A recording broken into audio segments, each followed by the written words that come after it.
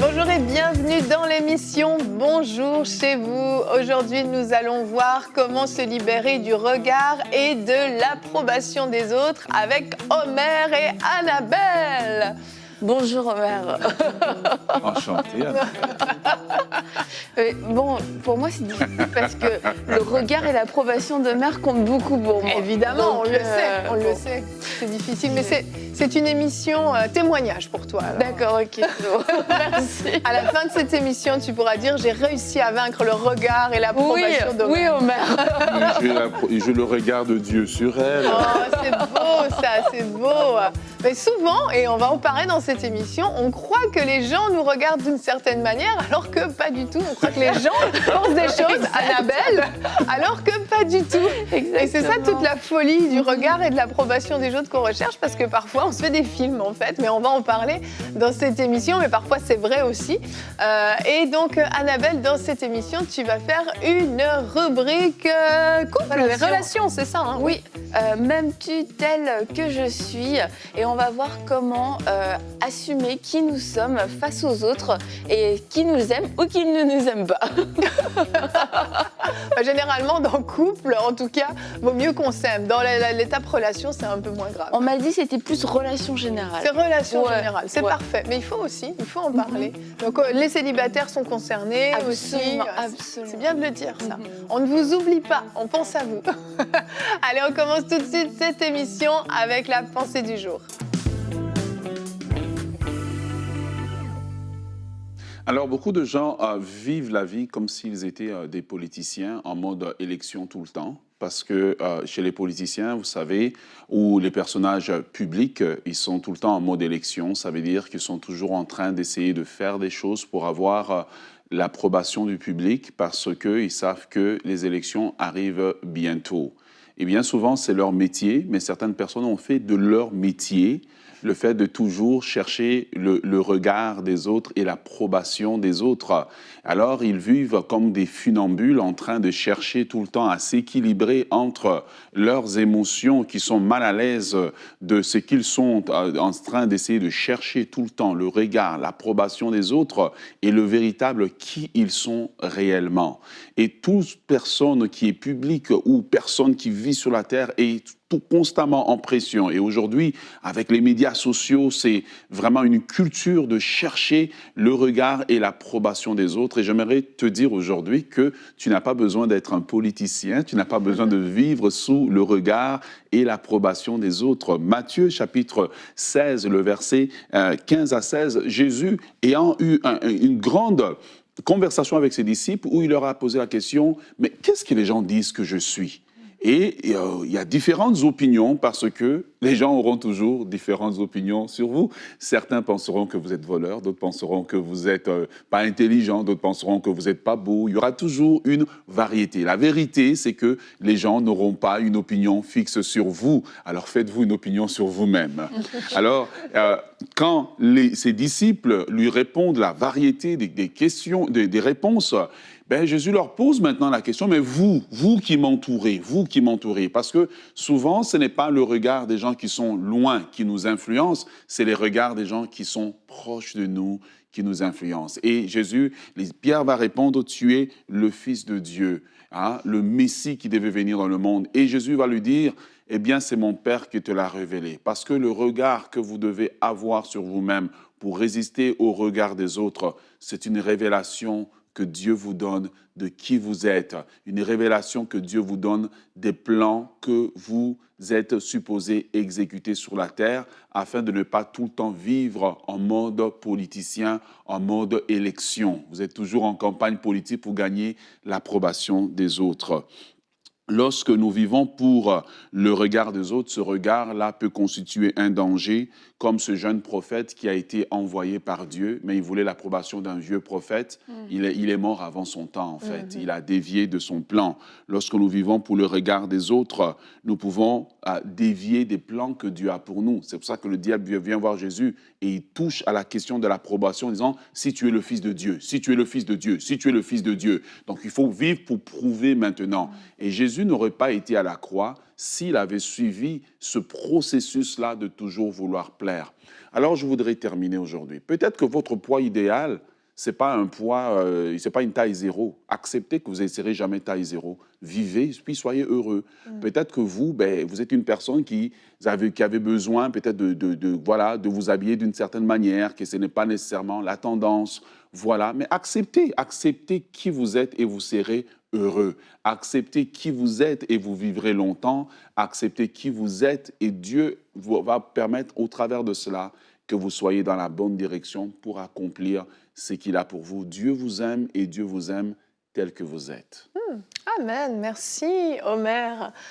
Souvent, quand on est tellement à la recherche de l'approbation des autres, du regard approbateur des autres, en fait, on les met un peu sur un piédestal. Tout le monde a l'air parfait et nous, on a plein de défauts. Mais grande révélation à vous partager aujourd'hui, les autres ont aussi des défauts. Amen. Et deuxième grande révélation, ce qu'ils vont penser de vous et de ce que vous faites n'est pas forcément la vérité absolue. Ils peuvent se tromper par rapport au regard qu'ils portent sur vous. Donc imaginez, vous avez des gens qui ont des défauts, qui vont peut-être mal vous regarder alors que ce que vous faites est bien et vous allez changer votre manière de faire pour que ces gens qui ont des défauts vous regardent mieux.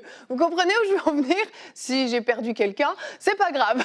Mais en fait, c'est juste pour faire réaliser l'absurdité de chercher l'approbation des autres. En fait, seule l'approbation de Dieu devrait nous intéresser parce que très souvent, ceux qui font les bonnes choses ont été jugés, ont été critiqués, ont été même parfois persécutés par les autres. Alors, s'ils s'étaient souciés du regard des autres, ils auraient arrêté de faire ce qui était bon aux yeux de Dieu. Et j'ai un verset à vous partager à ce sujet. C'est dans Galates 1 au verset 10. Paul dit « Maintenant, est-ce la faveur des hommes que je recherche ou celle de Dieu ? Est-ce que je cherche à plaire aux hommes ? Si je plaisais encore aux hommes, je ne serais pas serviteur de Christ. » Et c'est extrêmement fort ce passage-là, parce que vraiment, on peut s'égarer des choses bonnes qu'on a à faire, des mandats parfois même que Dieu nous a donnés, parce qu'on va vouloir plaire à la masse, comme les politiciens qui peuvent dire des choses pour faire plaisir aux gens, alors qu'en fait, ils ne le pensent pas du tout. Et c'est dramatique, mais parfois, on fait des choses comme ça. On perd notre identité, on perd notre personnalité pour pouvoir plaire aux autres, alors qu'en fait, c'est juste une surface et c'est quasiment du mensonge, en fait. C'est pour ça que beaucoup de gens ne sont pas heureux. Ils ne sont pas heureux parce... Excuse-moi, Annabelle. Ils ne sont pas heureux parce que ils sont vraiment comme des ventriloques ou des funambules en train de jouer, en fait, leur vie est devenue comme une pièce de théâtre. Ouais. Ils semblent plaire à tout le monde, mais eux-mêmes ne sont pas heureux. Leur problème, ce n'est pas le diable. Leur problème, c'est une décision qu'ils doivent prendre de s'assumer. Ok. Il ne voulait pas parler trop longtemps parce qu'il t'avait coupé la parole. Il ne voulait pas que tu aies un regard désapprobateur sur ce qu'il disait. C'est ça, j'ai besoin de ton approbation. Mais en fait, le regard des autres, l'approbation, enfin plus le regard des autres, c'est quelque chose qui ne nous appartient pas. Ouais. Chacun est responsable du regard qu'il va porter sur l'autre. Mais là où moi j'ai une responsabilité, c'est est-ce que ce regard va peser? Est-ce que ce regard va influencer? Est-ce que ce regard va me définir? Mais je ne peux pas arracher la tête des gens et puis leur imposer ma façon de penser. Tu dois me voir comme ça, tu dois penser de ça de moi, tu dois m'aimer tel que je suis. Et comment se libérer de ce regard? C'est en s'affranchissant, en comprenant que, un, il y a un regard qui est supérieur et que deux, je ne sais pas, mais que il y a un regard qui est supérieur, mais quelquefois on se trompe dans la façon de vouloir gérer ce combat quand on souffre de ce genre de choses et on va vouloir changer l'autre. Et quand on veut changer l'autre, on est en train de nourrir en fait le combat de cette perpétuelle recherche d'approbation de l'autre. C'est de se dire, Evelyne, tu penses que tu veux en fait, et je peux pas. Je ne suis pas responsable de ce que tu penses, mais je vais être responsable de moi, ma façon de réagir, ma façon de vivre. Et une fois qu'on accepte ça, que chacun a sa responsabilité, déjà, en fait, on va être beaucoup plus concentré sur soi-même, sur qui on est réellement, comment évoluer, plutôt que, OK, qu'est-ce qu'elle pense, Evelyne, qu'est-ce que je dois faire, comment est-ce que je dois m'habiller, etc. Une époque, Evelyne me disait que je m'habillais comme une grand-mère. J'ai arrêté. Mais Non. ça t'allait très bien, ça t'allait très bien. Oh là. Vu ton grand âge, Bah, voilà. Annabelle s'assume totalement. C'est beau. Non, mais en fait, ce qu'Annabelle cite, c'est important parce que moi, quand je suis arrivé comme pasteur principal de l'Église, je remplace quelqu'un qui a été là Ouais. depuis des années. Et puis lui, ben, il est dans 70 ans. Puis moi, j'arrive. Puis automatiquement, on dit, il faut que tu mettes la cravate, il faut que tu ci, il faut que tu ça, il faut que tu ça. À un moment donné, j'ai compris le secret de la réussite, c'est être moi-même. Ouais. Puis à un moment donné, j'ai dit, ben, moi, je suis comme ça, moi, je ne suis pas lui, moi, je prêche de ma manière, mais le Saint-Esprit agit toujours. Et je vous aime autant qu'un pasteur va aimer ses brebis. S'affranchir, c'est ce qui nous rend bien, c'est ce qui nous rend heureux. Oui, vraiment. Bah, vous savez, j'en ai déjà parlé dans une émission. Hein. Moi, j'avais beaucoup souffert du regard des autres pendant des années. Je ne dis pas que c'est à 2000% réglé, parce que c'est toujours un effort en fait, qu'on doit faire, parce qu'il y a des réflexes qui peuvent être là. Mais j'ai vu plusieurs personnes d'entre vous qui avaient témoigné suite à ça, en disant bah, « j'ai compris que je pouvais en être libérée ». Et le but de cette émission, c'est aussi de vous dire ça, c'est que vous n'êtes pas obligé de rester sous ce joug perpétuel, de dire bah, « voilà, bah, moi, je suis quelqu'un qui me soucie beaucoup du regard des autres. Moi, j'ai besoin de l'approbation des autres. J'ai besoin qu'on me dise « bravo, c'est bien ce que tu fais, c'est beau ce que tu portes, tes cheveux, c'est bien, c'est bien, c'est bien ». Et c'est en fait, c'est un joug. Et comme Annabelle le disait, je crois que c'est toi qui le disais, c'est que en fait, les gens vont penser des choses différentes selon avec qui vous êtes. Et l'information qui va vous être donnée par un tel ne sera pas la même par un tel ou par un tel. Donc, finalement, vous allez être qui? Avec celui-là, vous allez être comme ça. Avec celle-là, vous allez être comme ça. Avec vos parents, vous allez être comme ça. Avec votre frère, vous allez être comme ça. Mais on n'en finit plus, finalement. On a tellement de personnalités à l'intérieur de soi qu'on ne sait plus. Moi, à l'adolescence, je me souviens, un soir, dans mon lit, m'être dit... Mais qui est Yveline? Je m'étais tellement perdue pour que les autres m'acceptent, que les autres m'aiment, etc., que je ne savais plus du tout qui j'étais. Mais c'était un vrai point d'interrogation. C'était tellement loin que j'ai passé, je pense, des années à trouver celle que j'étais, à retrouver mon identité. Et c'est dramatique, en fait. Donc, le but, vraiment, c'est de vous dire, vous pouvez vous affranchir totalement du regard des autres. Par contre, on ne s'affranchit pas du regard de Dieu. On ne vit pas n'importe comment. C'est genre, moi, je suis comme ça, acceptez-moi comme ça. C'est pas ça l'idée. Mais c'est de ne plus avoir ce joug continu, cette pression du regard que vous avez l'impression que la terre entière vous regarde, la terre entière vous juge. C'est épuisant, en fait. Au quotidien, c'est juste épuisant. J'aimerais poser la question à quelqu'un qui nous suit aujourd'hui. Pourquoi as-tu tant besoin de l'approbation des gens?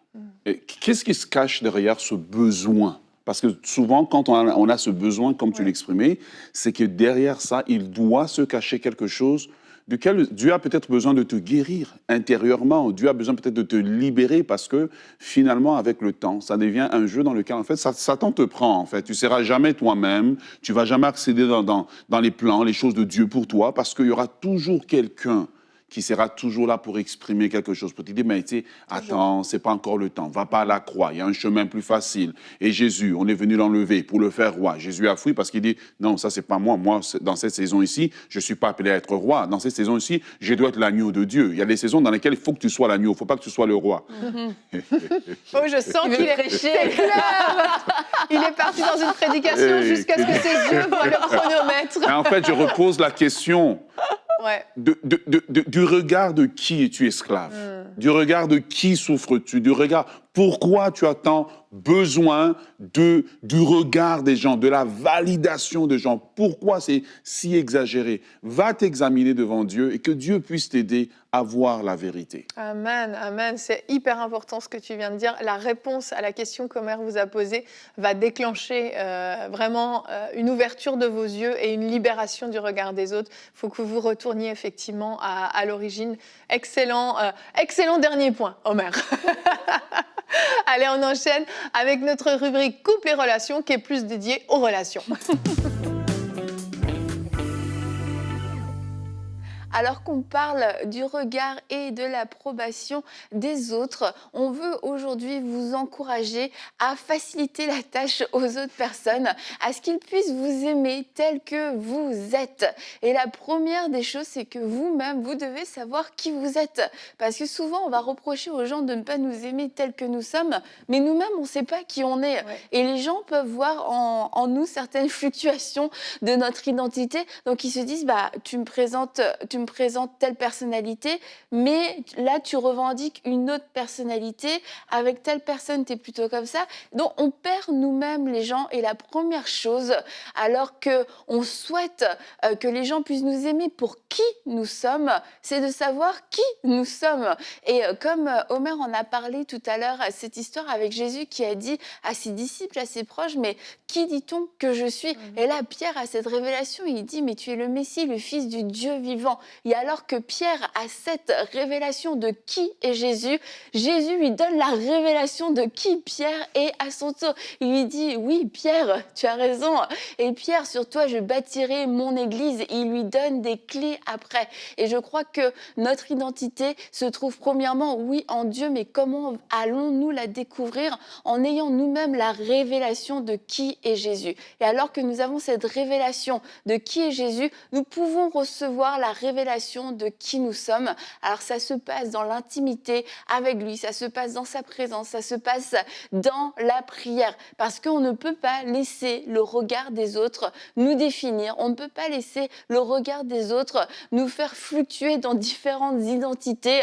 Ah, on m'a dit que j'étais plutôt comme ça, alors je vais être plutôt comme ça.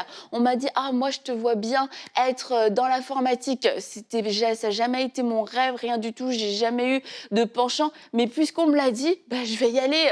On m'a dit que sûrement il faudrait que je me marie cette année. Ah sûrement qu'ils ont raison. Et finalement, on se retrouve comme Yveline à se demander, mais qui suis-je? Parce qu'on écoute tout le monde, mais il n'y a qu'une voix qui compte alors que nous recherchons notre identité. C'est celle de Dieu, celui qui nous a créés avec notre identité et un mode d'emploi. Amen. Donc, on poursuit. Oui, alors là, un point, je ne vais rien vous apprendre, mais c'est important de pouvoir avoir la révélation et de pouvoir l'appliquer. On ne pourra jamais plaire à tout le monde. Exact. C'est peine perdue. Et si c'est ce que nous essayons de faire, comme Omer l'a dit, on va ressembler à ce funambule qui fait des acrobaties identitaires incroyable pour pouvoir plaire à tout le monde. Et c'est impossible parce que quand vous serez ici, vous allez déplaire à ceux qui sont ici. Et quand vous serez ici, finalement, vous déplairez à ceux qui sont ici.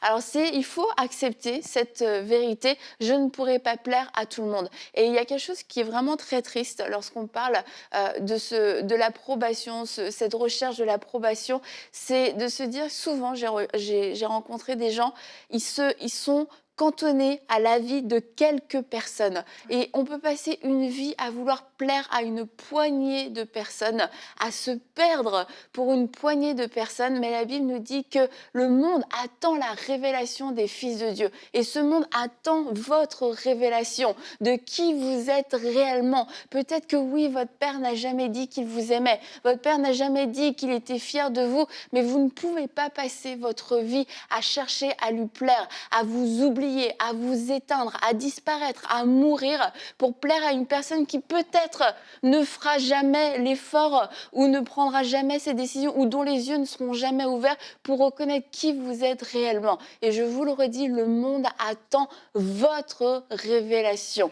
Et c'est une vraie prison que de vouloir plaire à quelques personnes parce que ces personnes, soit nous n'avons jamais eu leur approbation, soit ce sont des personnes quelquefois aussi qui portent des esprits d'intimidation et qui viennent nous submerger et on a l'impression qu'on n'a pas d'autre choix. Et s'il y a des personnes dans votre entourage, vous avez l'impression de constamment vous sacrifier dans votre personnalité, dans qui vous êtes. Prenez autorité contre ces esprits d'intimidation, prenez autorité et lorsque vous êtes avant de vous trouver dans leur présence, déclarez qui vous êtes réellement et assumez-vous parce que c'est comme ça que Dieu vous a créé. Autre point, il y a des choses aussi, m'aimes-tu tel que je suis?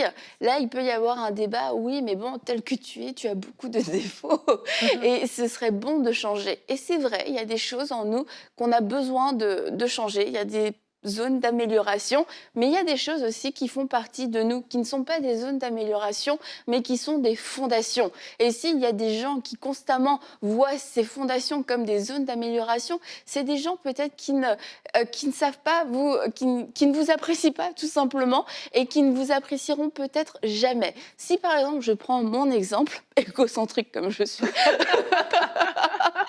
et qu'on me dit, bah écoute, Annabelle, il y a vraiment un problème, moi je t'aime bien, mais je trouve que tu ris trop. J'aime pas quand tu ris trop.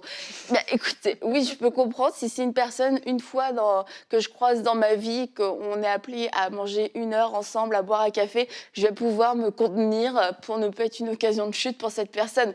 Mais si c'est une personne qui est appelée à partager ma vie, si ça avait été mon mari, si c'est mes amis les plus proches, ben, il faut que je le dise. Ben, écoute, moi, je ris, j'aime rire. Donc, soit je meurs pour te faire plaisir, pour ton bien-être à toi, soit nous ne sommes pas appelés à marcher, à cheminer ensemble. Ou alors, eh bien, tu dois accepter la personne que je suis, la manière dont Dieu m'a créée. J'aime rire, je vais continuer de rire parce que je refuse de mourir pour pouvoir te plaire à toi, parce que je ne rentre pas dans ton cadre, parce que je ne rentre pas dans tes notes ou tes critères d'appréciation. Ça ne veut pas dire que l'autre personne est méchante.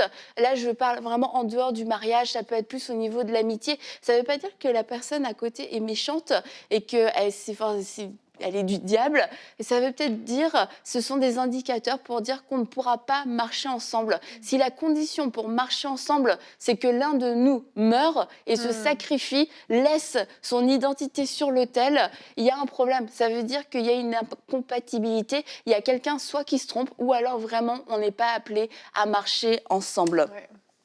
L'autre chose, c'est est-ce qu'on t'a demandé réellement de changer? Yveline, t'en as parlé tout à l'heure, t'as dit, mais en fait, quelquefois aussi, on s'imagine que les gens pensent des choses de nous. Et là, on attribue beaucoup de choses, beaucoup d'opinions aux gens. Il m'a regardé, il a cligné de l'œil. Ça veut dire qu'il était en profond désaccord. Je l'ai vu. Franchement, moi, si vous me côtoyez, j'ai un langage facial extrêmement déstabilisant par moments, mais qui ne reflète pas ce que je pense. Je souffle au mauvais moment, je lève les yeux au mauvais moment, je souris au mauvais moment, je ris au mauvais moment. Oui, je pense des choses, mais qui ne sont pas forcément en rapport avec ce que je manifeste à l'extérieur. C'est très vrai. Je témoigne. Et du coup, je transmets des messages qui sont faux. J'essaye de travailler sur ça, mais quand je travaille, c'est pire. C'est pire. Ne travaille pas. Sois toi-même. Donc, quelquefois, c'est ça. Quelquefois, franchement, le message que mon visage, mes expressions transmettent ne sont pas du tout le reflet de ce que je pense, parce que je suis en train de penser à complètement autre chose de ce que vous êtes en train de vous dire. Je ne vous écoute même pas.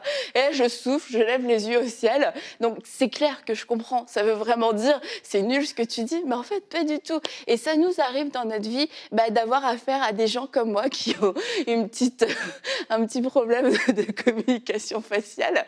Et du coup, on se retrouve à porter le fardeau des opinions des autres, mais qui sont complètement irréelles, qui sont fausses, qui sont construites. Et quelquefois, on peut bâtir une vie, on peut bâtir un domaine de notre vie sur des fausses opinions. Alors, ça vaut la peine d'aller clarifier avec ces personnes. Pas pour savoir toute leur opinion, leur approbation, mais juste si c'est un poids pour vous et vous êtes persuadé que cette personne, elle vous aime pas, vous êtes persuadé que cette personne, elle croit pas en vous et ça vous pèse. Et dans vos décisions, cette personne, elle revient toujours. Ça vaut la peine d'aller et de dire, écoute, j'ai besoin de savoir, est-ce que tu penses ça de moi? Et quelquefois, oui, la personne va penser ça de vous et c'est le moment où vous devez prendre la décision de vous affranchir du regard de cette personne, ou alors cette personne va vous dire non, tu n'es pas aussi importante que ça dans ma vie, je n'ai jamais pris le temps de penser autant à toi. Et là, vous vous rendrez compte que vous avez fait des scénarios.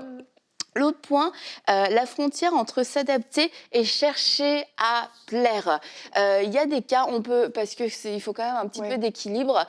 Prenez-moi tel que je suis, etc. Oui, c'est vrai, on doit apprendre à aimer l'autre tel qu'il est. Mais maintenant aussi, c'est notre responsabilité. Il y a certains milieux où on est juste de passage. Quelquefois, on est invité. C'est à nous de nous conformer. Et là, ça fait peur comme mot.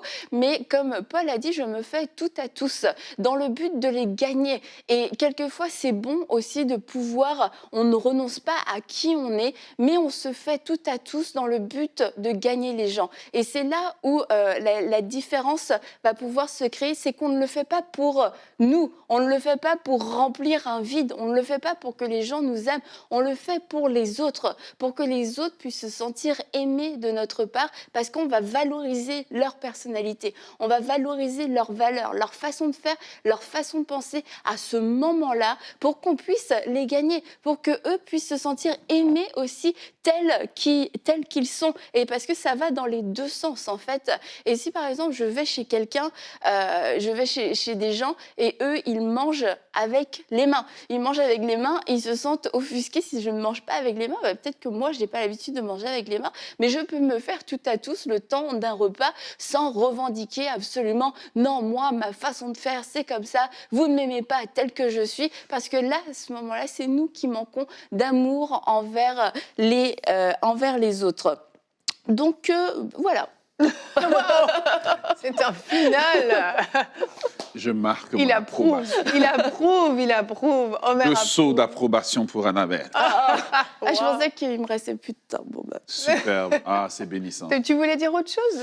Bon, Tu peux avoir une écoute, minute de grâce. Non, Non, c'est bon. c'est bon, mais c'était super complet Wow, ce que tu as très partagé. bénissant. Et alors que je t'écoutais, je me disais, ça peut paraître super terre à terre ce qu'on est en train de vous partager. Peut-être, c'est pas les grandes révélations spirituelles, mais c'est hyper important. Combien de personnes se perdent complètement dans leur identité, ne savent pas qui ils sont, puis c'est pas juste à l'adolescence comme c'était mon cas, mais ça continue à l'âge adulte. Et certains vont se réveiller peut-être à 50, 60 ans, dire mais en fait, je me suis perdue pendant toutes ces années, je me suis acclimatée à tous les autres, à l'opinion de tout le monde, je me suis complètement perdue dans ma personnalité et tout à coup on se réveille et c'est dommage en fait, c'est dommage parce que c'est beaucoup de souffrance.